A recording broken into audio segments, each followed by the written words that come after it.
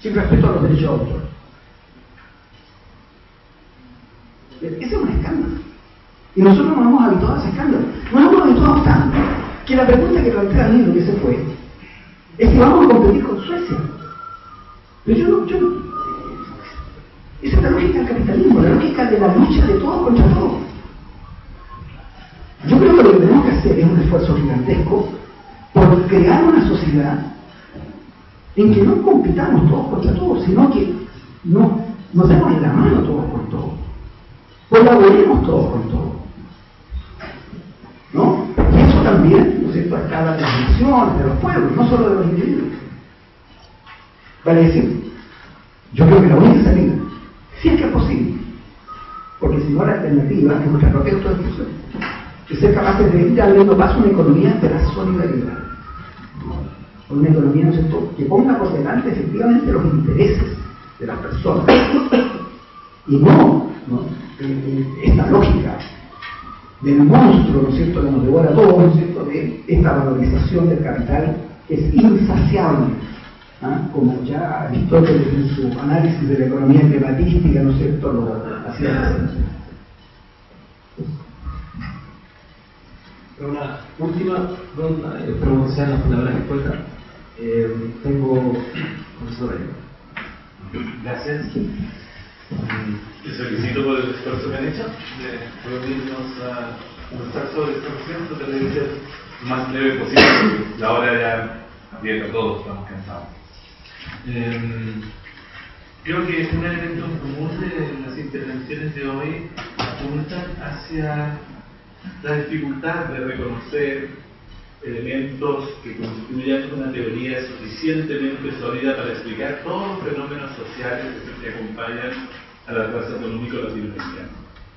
En ese sentido, la ambición de hacer que la teoría de la dependencia tenga esa categoría de una teoría que termine explicando finalistamente las cosas, y el hecho de que hoy día ya no lo pensemos así y que lo veamos más como fenómenos de dependencia, nos deben llevar a una reflexión global en ese sentido, en el sentido de marcar la relatividad de nuestro conocimiento de los fenómenos sociales, nuestra dificultad para tener una única idea que nos resuelva un problema extremadamente complejo.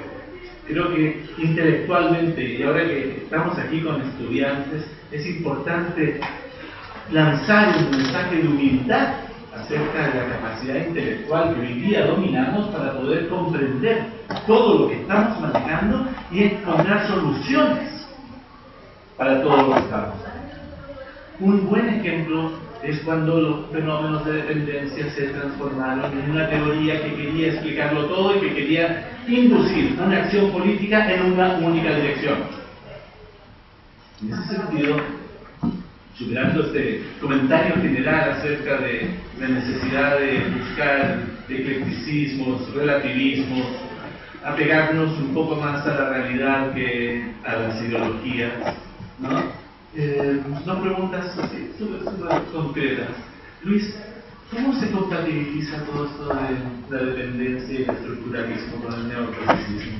¿Con qué? Con las teorías neoclásicas en economía. ¿Quién influye aquí?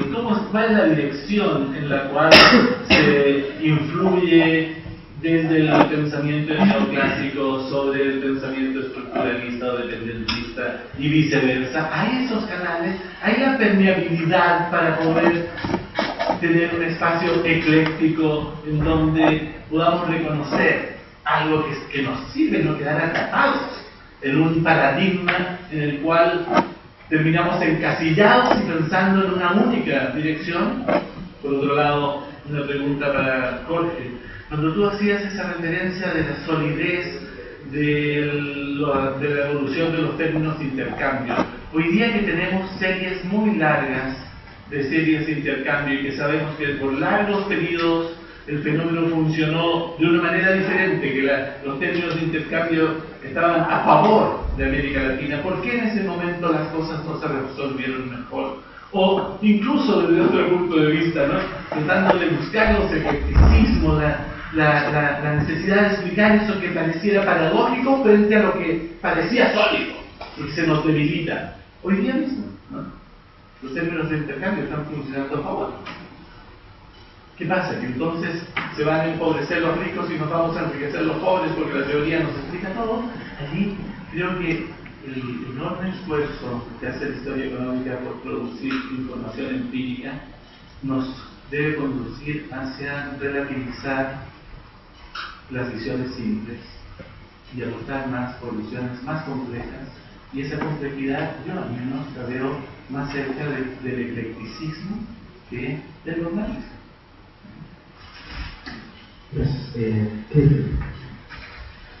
Quedando claro que el debate que se inicia hoy entre nosotros refleja que la teoría de dependencia en sí, o corriente de escuela, como ha denominado el profesor Luis, no es anacrónica, como han manifestado diferentes autores que han encontrado, según ellos, una vía de desarrollo a seguir por los diferentes países, especialmente por el hemisferio sur, siguiendo la tradición anglosajona en el norte.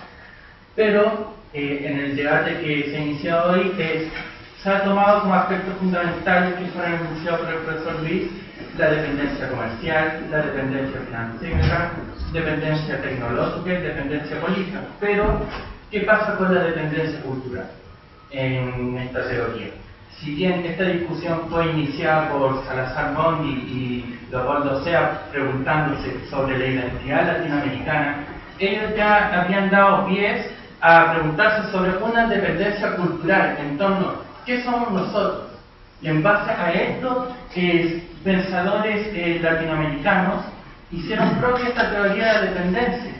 Pero ¿por qué esta teoría de dependencia no fue iniciada en otros continentes como África, que también sufrió explotaciones desde tiempos anteriores, la misma América Latina, o la misma Asia, cuando se realizaba el comercio en torno a búsquedas comerciales y vías marítimas? Esto me lleva a cuestionar qué condiciones tiene América Latina para haber iniciado esta gran discusión que ahora se puede plantear a escala mundial. Y claro, esto también viene a traducir una cierta responsabilidad o un cierto compromiso por parte de la academia, o entre comillas el intelectual. Aquí abro no un debate, sino una pregunta abierta a ambos profesores, tanto el profesor Luis como el profesor Jorge. ¿Cuál creen que es el rol del intelectual y de la academia hoy en día para plantear estas temáticas en torno a pensar nuestra realidad? Gracias. Andrés. Yo dije esta pregunta a los dos profesores. La teoría de la dependencia señala la existencia de múltiples periferias que responden a núcleos específicos, ¿cierto? Y que estos núcleos tienen su matriz en una metrópolis central. Mi pregunta es: ¿existen muchas metrópolis y la relación entre estas es de interdependencia entre sí? O, por el contrario, existe una supermetrópolis, en este caso una superpotencia, que es la que dicta el comportamiento de la otra metrópolis? Esa es mi pregunta 1. Mi pregunta 2. Esta metrópolis, para que denomina superpotencia, Estados Unidos, entre comillas, es lo que nosotros deberíamos decir de quién somos dependientes. Porque yo creo que el problema que hay en esta discusión es que hemos escuchado mucho de este debate, pero no hemos distinguido de quién en realidad somos dependientes. Porque podemos ser dependientes del mercado, podemos ser dependientes de la ideología, podemos ser dependientes del sistema competitivo en sí. Entonces creo que esa es la pregunta central a donde tenemos que ir. ¿Quién es el enemigo central? ¿De quién somos dependientes y quién dicta las reglas del juego? Y si nosotros como sociedad podemos hacer frente a esto, tomando políticas sociales, políticas económicas, etc., y poder establecer un proyecto país para poder hacer frente a este tipo de delincuencia. No sé si queda bien para las preguntas. Gracias. Esta pregunta inicial al profesor Jorge de la afirmación que él hacía, en la cual nombraba que la dependencia no solamente es una herencia colonial, sino, y pone en contraste el ejemplo de los Estados Unidos. Me gustaría saber cuál es el margen comparativo que hace que sea diferente esta experiencia norteamericana con la experiencia colonialista sudamericana, si podía referirse y profundizar. Gracias, Carlos. Y la última compañera de clase. Felicitaciones primero que todo por la exposición y por el espacio. Me gustaría hacer una pregunta para todos los expositores. Entendiendo que la dependencia implica verticalidad en las relaciones, sean culturales, económicas, políticas, y entendiendo que desde las dos ponencias se apunta a la modificación de estas mismas relaciones, me asalta la sensación de cierto pesimismo. ¿En qué sentido? En que las dos ponencias quedan sujetas a la modificación de las relaciones sociales, pero desde la institucionalidad. Y a eso es lo que voy. Si la dependencia implica verticalidad, modificar las instituciones, nuevamente vamos a seguir en esa misma lógica. Entonces, ahí va la pregunta. ¿Cuál es el rol de los pueblos de Latinoamérica? De los pueblos de Chile, del pueblo de Latinoamérica, o desde las capas bajas, en esta transformación, desde los dos enfoques. Seguimos sujetos a la institucionalidad, seguimos sujetos a esa clase dirigente que se han encargado de entregar la totalidad de lo que le pertenece a los pueblos de Latinoamérica, o modificamos radicalmente esa relación. Y a partir de esa modificación, ¿cuál es la propuesta? ¿Cómo hacemos parte del pueblo de Latinoamérica en esta transformación?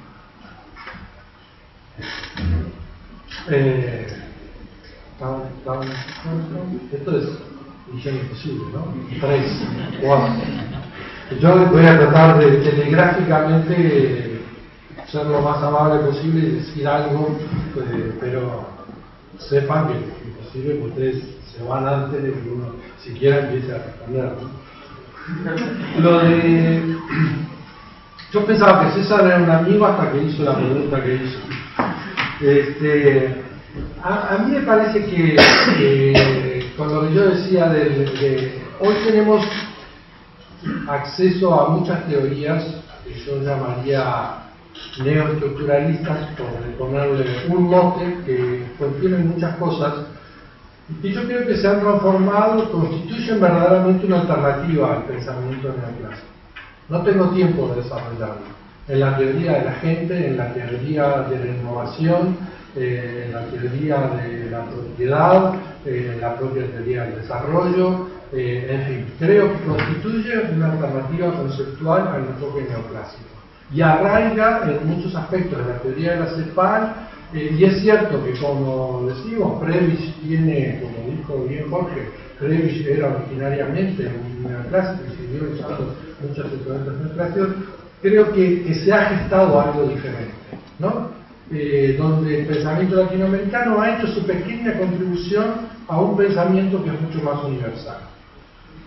Y esto me permite hablar con otra pregunta, porque alguien preguntó por qué en América Latina surgió una teoría de la dependencia y no surgió en África.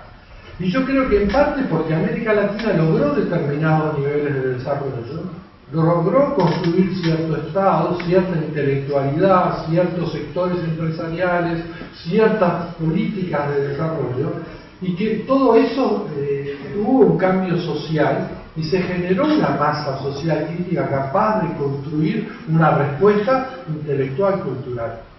Y no es único de América Latina, porque si uno mira la periferia europea, surgen teorías muy parecidas en Rumania, en los países del Báltico, en algunos países asiáticos, el estado desarrollista fue tomado y desarrollado. Entonces, yo creo que hay una relación con el nivel de desarrollo relativo de América Latina, y yo creo que también eso nos permite seguir pensando en que podemos construir. Y bueno, y ahí eso aludo oportunistamente con el tema de qué rol puede jugar la academia. Y yo creo que la academia tiene un rol muy crítico para jugar en esta construcción. Yo creo que siempre es una disyuntiva que tenemos, es un dilema, un equilibrio muy difícil. Yo creo que la academia no puede estar al servicio inmediato de la política. política. La academia, las universidades no pueden ser los instrumentos de los partidos políticos para organizar sus campañas.